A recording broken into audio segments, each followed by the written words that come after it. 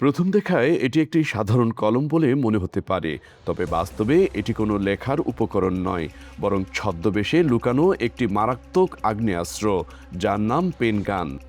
ছোট আকারের এই অস্ত্রটি দেখতে কলমের মতো হলেও এর ভেতরে রয়েছে ফায়ারিং মেকানিজম, যা স্বল্প দূরত্বে গুলি ছোড়ার সক্ষমতা রাখে। সম্প্রতি ঢাকা মহানগর গোয়েন্দা পুলিশের একটি দল রাজধানীর কেরানীগঞ্জ এলাকা থেকে প্রথমবারের মতো এই ধরনের অস্ত্র উদ্ধার করেছে। আইনশৃঙ্খলা বাহিনীর কর্মকর্তারা বলছেন, আকারে ছোট এবং সহজে বহনযোগ্য হওয়ায় পেনগান অত্যন্ত ঝুঁকিপূর্ণ। এটি সহজেই পকেট বা ব্যাগে লুকিয়ে রাখা যায় এবং তল্লাশির সময় অনেক ক্ষেত্রে নজর এড়িয়ে যেতে পারে।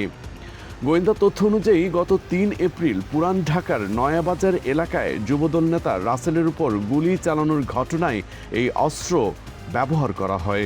ওই ঘটনায় রাসেল গুরুতর আহত হন। কাগজের মার্কেটে ঝামেলা ছিল সাইমনগুলোকে, নাজিম ভাইগুলোকে আমার বলছিল, আমি এর বিপক্ষে ছিলাম না।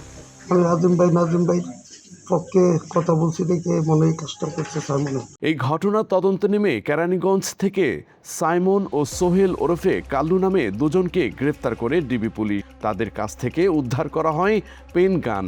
বর্তমানে তাদের রিমান্ডে নিয়ে জিজ্ঞাসাবাদ চলছে।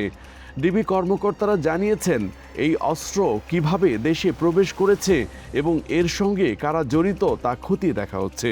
পাশাপাশি দেশের অন্য কোথাও এ ধরনের অস্ত্র ব্যবহারের ঘটনা ঘটেছে কিনা তা তদন্ত করা হচ্ছে।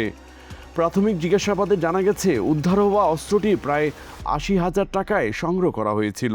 তবে অস্ত্রটির গায়ে কোনো নির্মাতা প্রতিষ্ঠানের নাম বা চিহ্ন না থাকায় এর উৎস এখনও নিশ্চিত হওয়া যায়নি। ধারণা করা হচ্ছে এটি বিদেশ থেকে অবৈধভাবে দেশে আনা হয়েছে।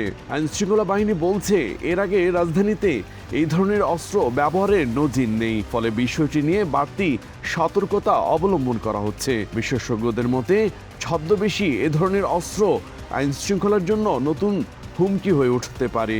তাই দ্রুত এর উৎস শনাক্ত করে প্রয়োজনীয় ব্যবস্থা নেওয়া জরুরি।